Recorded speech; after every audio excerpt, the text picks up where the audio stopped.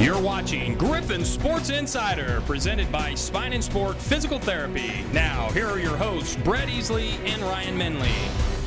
Hello and welcome to GSI. I'm Jerry Partridge. And I'm Jerry Partridge. It's Halloween week, and be afraid. Be very afraid. An angry group of Griffons are ready for redemption. There's too much gravel in your voice there. You can't do that for the whole time. That's not doing Coach Caney justice. Missouri Western football now down 8 spots to number 12 in the nation this week. After suffering their first loss of the season, now undefeated Emporia State comes to St. Joe this Saturday. That's right. And before we go there, let's go back to last Saturday and relive the loss to Pittsburgh State. He was offsides.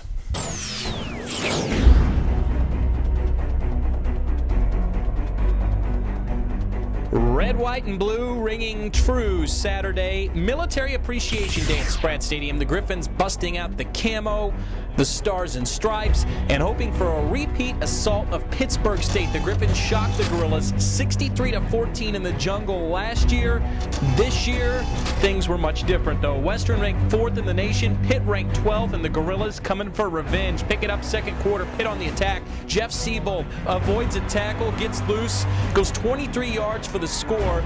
Griffons find themselves down 10-0. A few minutes later, Gorillas back in the red zone trying to go up 3 scores. Anthony Abinoa's pass is tipped into the hands of offensive lineman Ali Venegas. This is why offensive linemen are paid to block and not carry the football. Venegas coughs it up. Griffons recover. 2 plays later, Travis Partridge airs it out. Reggie Jordan just takes it out of midair, and he's gone.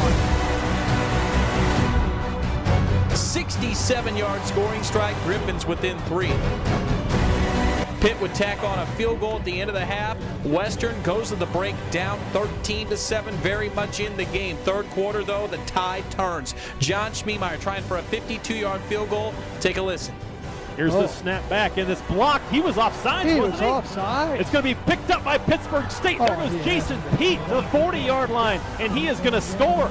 It was blocked, and I'm not sure how they couldn't call offsides. Now, Coach Jerry Partridge is absolutely livid, and for that reason. The replay shows Pete jumped the snap, should have been a flag. Instead, Partridge gets flagged, and Pitt takes a 20-7 lead. Fourth quarter, Griffs down 27-7, trying to come back. Travis hooks up with Jordan again from 14 yards out. The Griffons back within 2 scores, but Pitt answers the bell immediately. They go 75 yards on 3 plays, capped off by Siebold's 3rd rushing touchdown of the day. He rushed for 179 yards on 24 carries. Pitt takes a 20-point lead. Their defense had Partridge under pressure all day. Scary moment late. Travis sacked from the blind side. He was on the ground for a few minutes before walking off under his own power. Partridge actually did return to the game, but by then the Gorillas had this game in the bag. Pitt hands Western its first loss of the season, 34-14 the final. The Gorillas improved to 7-1. Western falls to 7-1, and Pitt was the better 7-1 team on this day. A huge swing of events was that blocked field goal. We're driving the ball, and we're going to go up maybe on them, and they're offsides. Swung the game. They're offsides. I don't think the reason of losing was us tucking our tail between their legs. That's not what happened. They beat us, and sometimes you have to be a man enough to say, hey, you got beat today. Difficult game. I mean, I think Pittsburgh State was an inspired bunch and played really well. I think they got some guys on that staff that are very close, very classy people that do a great job of coaching. And it's a tough loss. We lost this Saturday, but we have not lost this season. Our team stays together. I believe that wholeheartedly. Togetherness will never be a problem, and we will come together. Joining us now, Coach Jerry Partridge. Well, I thought we were Jerry Partridge. I did too. No? Sorry. That is a real I'm not thing. sure anybody can tell the difference right now. I guess not. I don't know how they could. Okay, we'll get rid of this. Time to It's not as I guess. it's Happy not as- Halloween to everybody out there. It's not as fun when he's here. No, it's a lot of fun earlier, but not so much anymore. Okay, down to business. Well, you talked about the block field goal that swung that game in the post game, but Pitt won the battle of the trenches, and they were certainly impressive Saturday. They deserved to win. I think schematically, offensively, they did some good things with their power stuff that we didn't get fitted very good. We didn't get rallied up from the back end very good at times on it. They had 4 plays that totaled over 150 yards. 2 were kind of lazy posts that we didn't get over the top very good. Another linebacker was out of his gap. Another one I just totally credit the scheme had nothing to do with our kids. They just did a good job. I thought their running back really ran hard and made some big plays. Well, we've talked a lot about it, but it was a big play in the game. Field goal gets blocked, run back for a touchdown. Looked offsides, but, that said. Still looks offsides. I think even you said, though, probably a little more disappointed just in how he responded after that. Well, it's a little cliche, but we have to handle it. When things happen, go wrong like that, there's going to be moments in a ball game where you don't get quite the benefit of what you think you should have got. It didn't need to score a touchdown, and it scored, and it got us down 2 scores, and it definitely affected our mindset the rest of the way. When we score to make it 27-14, well, it might be 20-14 or 20-17, and then we got away from the running game a little bit at that point because we were down so big. I think we really felt like we could have we were running the ball very effectively out of our 12 personnel stuff and probably got away from it a little bit too quick. Should have handled it better than what we did, but that's easier said than done. They ran the ball effectively, 280 yards on the ground, and Sebo had 180 of that. And you've at times struggled to stop the run this year. What's your assessment? It's all been different types of things. The triple option stuff last week was difficult. I think every week I think offenses are so good now. I think if you look at everybody's defensive, what's going on, most people are very difficult to stop. The offensive numbers are way higher. The defensive numbers are way lower. There's a couple teams in our league that are playing really good defense. I think there's one team that's played the exact same schedule we have that has playing really good defense. Another team that we haven't played yet hasn't played quite the same offensive people. I don't know that we're getting manhandled. We're just not maybe is making it's different people taking turns. I mean, maybe it's a linebacker not fitting right, not making a tackle. Maybe it's a DB in the wrong spot. Maybe it's a D lineman, whatever it might be. But we're just kind of taking turns, and we're giving up big runs. I think that's the biggest thing. What'd you tell your kids after the game Saturday? That we lost this day. The season's not lost. Basically, that was the message. There wasn't any chewing. Sunday was a different animal. I mean, I got after when we were watching the punt return that John Brown made us all look like a bunch of little kids out to run around. I embarrassed them there a little bit, but it was just one game. And our record's still the same as it was this time last year. We have an extra couple days to get ready for Emporia than we did last year. Last year was 5 days. Emporia's got about a whole week different to get ready for us because of this really neat MIAA schedule we have. We'll talk more about the Hornets and that whole preparation. And wear our costumes. Yeah, probably not. It was just more intimidating when he showed up. We'll be right back. He once helped a man with back pain by teaching him how to blow up a balloon with his hamstring. He gets superhuman strength just by putting on his shoes. He once helped a zebra's hip by realigning his stripes. He is the most helpful physical therapist in the world. I don't always go to physical therapy, but when I do, I prefer Spine and Sport. Spine and Sport. Stay healthy, my friends.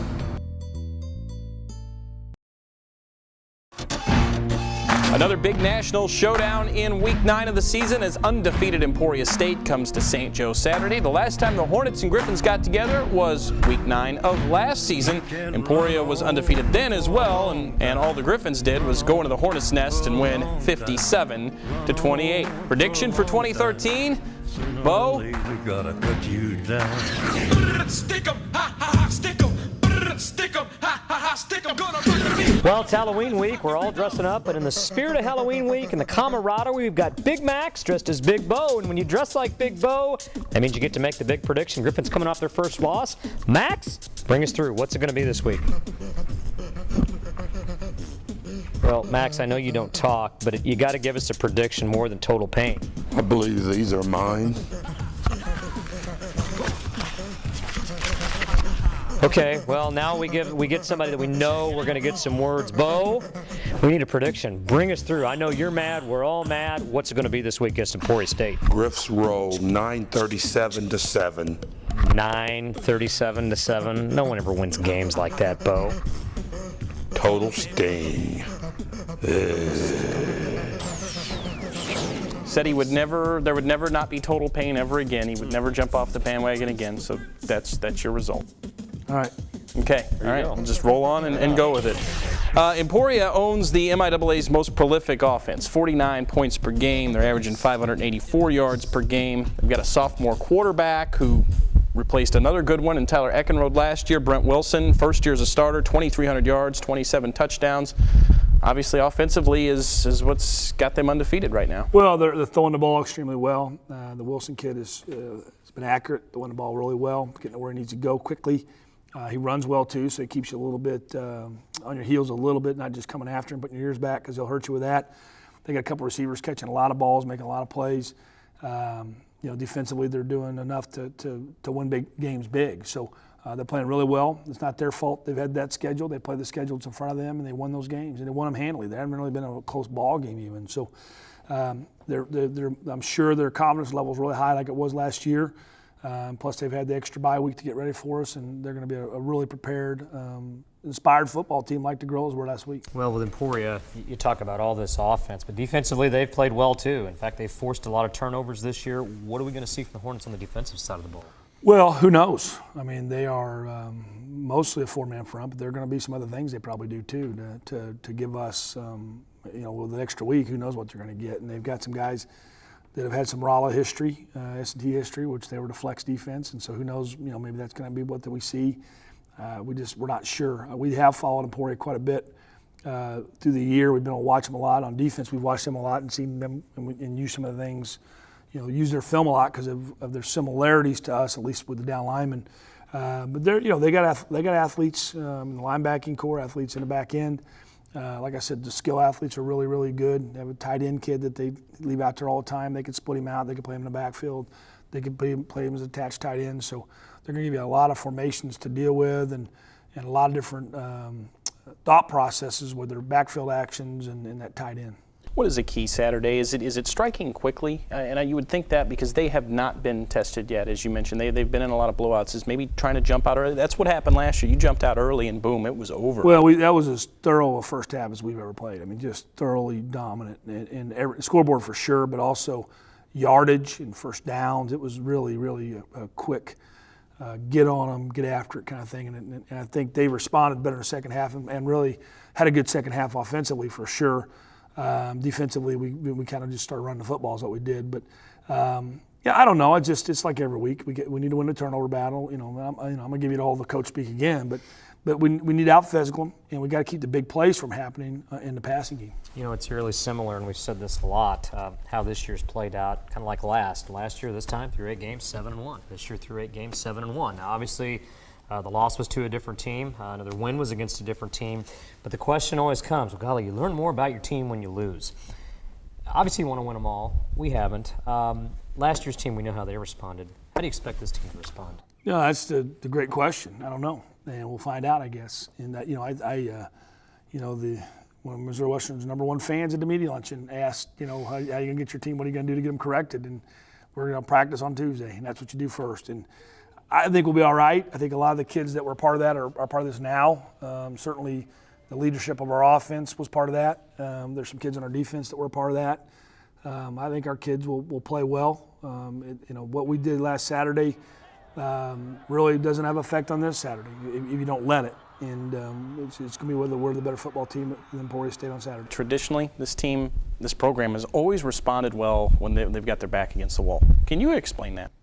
I think it's the process, how we go about things probably. I think it's just as long as you don't want to drastically change things. When you win, you don't want to start giving them time off. When you lose, you don't want to start beating them down. You just keep doing what you do and try to be consistent. And I think the coaches that I've been fortunate enough to be surrounded with, I've always had great coaches and that have helped us, and they do a great job of leadership-wise, and we've always recruited good leaders, and that helps. And they're 7-1, their backs against the wall. Yeah. 7-1 a football team, like you said earlier, now the sky's falling. The sky's falling in. I was being sarcastic. Yeah, I know. Okay, I know all that. right. I knew he knew it, but I just hope you guys know it. Let's tantalizing trio. As each show goes on, let's go right into that. Obviously the questions get a little bit hot and heavy as well. And guess what? We have an appetizer special today. It's pumpkin dip. We had a very good pumpkin dip at the tailgate of the week, didn't we? Yes. Very good. Very good. It was good, and I hope to get some of that later on. But it's Halloween. What do you put in pumpkin dip? Cream cheese and pumpkin. And what do you stick into the dip? Chips? Vanilla wafers. Vanilla wafers. Vanilla wafers. It's actually, it wasn't Put bad. on a few pounds. Yeah, It's rich. It was very, very good. Hey, guess what for Halloween team? You think? Wouldn't you know You it? really? Wouldn't you know it? Coach P, we've got 3 really good questions for you today. Will the light be on or off at the Partridge residence on Halloween night? I got a very caring and endearing wife, and the probably be on. Good. Might have to stop by the Partridge Residence to see what it is this year. By the way, what's your favorite Halloween candy? I used to like a bit of honey. And Really? yeah, I like the honey. I also like the little caramel squares. The caramel squares. Okay, honey and caramel. Okay. And finally, can you pinpoint, and I'm not sure if there's a right or wrong answer on this, when was the last year, at what age did you stop trick-or-treating? Were you the big bully that went when he was still 18, or did you stop Give me when your you were candy. 12? Or, I mean, how long did that one carry? I think probably 5th grade or so. 5th grade's when you mailed it. 5th or 6th grade. Probably 6th grade. Pretty What was the best Halloween costume you ever had? I don't remember having a whole lot of good Halloween costumes. I remember being a hobo several times. A hobo. Yeah, There you go. Put something on your face real quick and Live black. wear long john underwear and pillowcase for a second. That's nice. Well, let's I think I put a pillow on my stomach too or something. Good. Now I don't have to. I don't even know how to transition from that into beating Emporia Saturday, so I won't. We'll just say let's beat Emporia Saturday. Jerry Partridge. Yep. And happy Halloween to you. Yep. They always respond well after a loss, so we'll put our shades on because we know the futures. You can leave yours off. It's okay. Yeah. So we're Jerry Partridge. He is me. Him. Yeah. We'll be right back.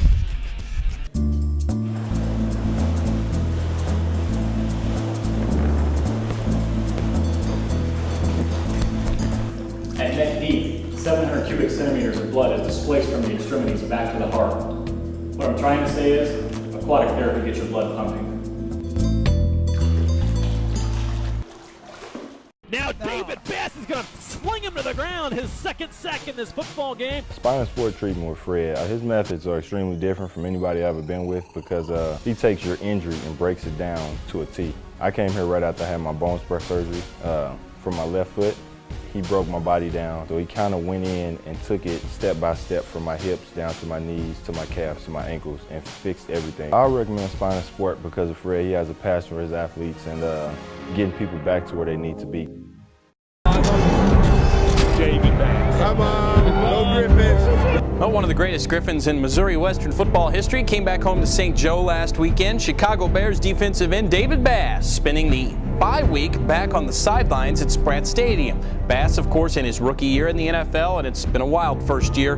Drafted by the Oakland Raiders in April, then cut by the Raiders this summer, then picked up by the Bears and added immediately to their active roster. Missouri Western's all-time sack leader has seen significant game time the last 3 weeks as a backup to Julius Peppers.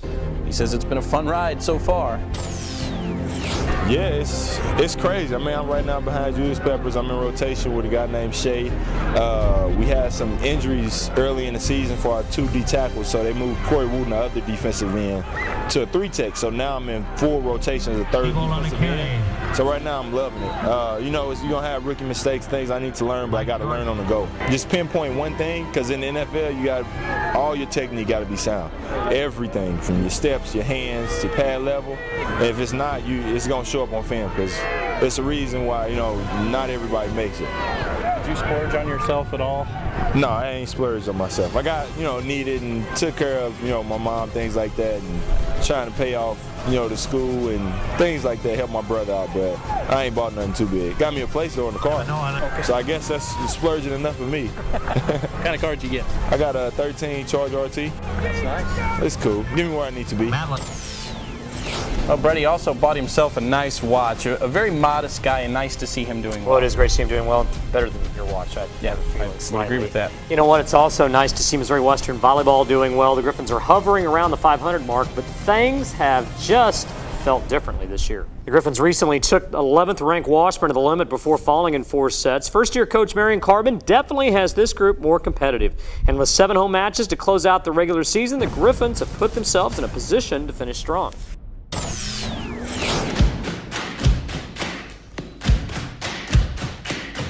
And we're here to make a statement.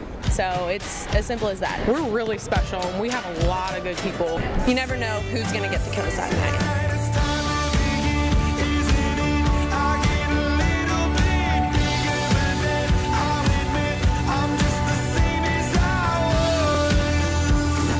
Beginning of the season that our season would be determined by how we played on the road. We battled well enough on the road to put ourselves in a good position to come home and be successful and to have our home stretch determine our season. The season has just gone by so fast, and I think for the next coming up weeks, like, I think there can be a lot of damage that's done.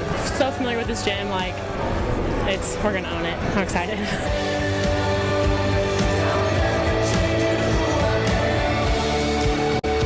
We're just ready to finish strong, reach our goals, get to the tournament, and go from there.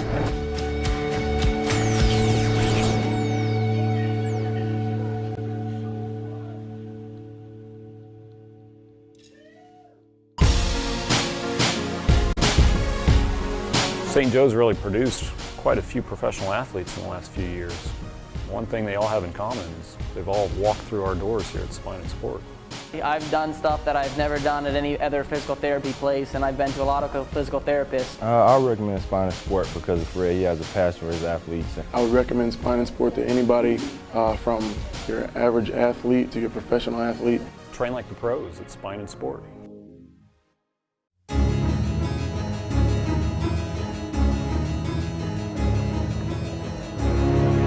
I'm Dr. Fredenstein, the mad scientist, here with my handy assistant, Igor! Yes, Master! Igor, how are you today? Oh, good, good. How's your physics? Oh, not good, Master! Oh, gonna have to whip you into shape in the classroom and on the court.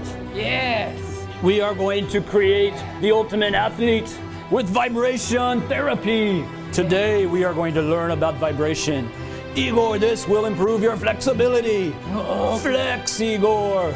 Oh, Master. Oh. That's all you got? Yes, Master. Oh, Igor, stand. Vibration will make you more flexible. Drink my magic potion. Yes, Igor. Now, flex, Igor. Oh. Flex. Look what I have created. Flexibility. Now, strong, Igor. Oh, watch your back, Igor. Oh, here. Oh, no, man. Back arm vibration, Igor. Oh, different color potion. Try that. Very good. Very good. Lift, Igor. Oh. Yes. Oh, look what I have created. Yes. Strength. Oh, my goodness. Vibration therapy recruits more muscle fibers. Create strength. Good job, Igor. Oh, I feel strong. I'm all shook up. You all shook up? Oh, Professor. Who's that? Oh, vibration, very beneficial for strength. Oh, now the ultimate speed. Oh, to make you faster. Okay, Igor. Igor, speed. Oh, Igor, speed. Oh, yes, Master. Oh, Igor, try new potion. Here you go. Drink. Yes. Good potion. Vibration. Are you still shook up? Okay. Speed. Oh, yes. Look what I have created. Speed. Vibration therapy increases fast twitch muscle fibers. We get faster athletes. Igor, I said fast twitch muscle fibers, not twitch. Igor, vibrations create speed. Yes, man. What's that? Oh, ultimate power. Power. Igor, jump. No, Igor, jump. Oh, yes, Master. Up here on vibration, Igor. Try magic potion number 4. Drink. Yes. Good job, Igor. Jump. Jump. Jump. Yes. Look what I have created. Very good, Igor. Vibration creates power. Power. Vibration. Force. Mass times acceleration. Force times distance over time. Power, vertical jump. Igor, what are you doing? No, Igor. Igor, you're getting a little crazy. No. Igor, no! Ah!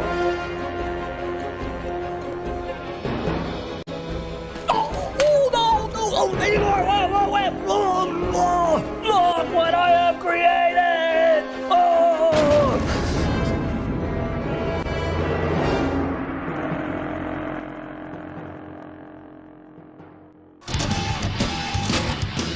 Well, we opened with Gus Gorillo, and he wasn't in very good shape. I'm here with my good friends, the Dyers. We've got Debbie, we've got Julie, we've got Jim, and you know what? We saw a dead gorilla, and all of his guts and everything else are all over this table. Tell me about this. This is Halloween theme this week. Yes, it is.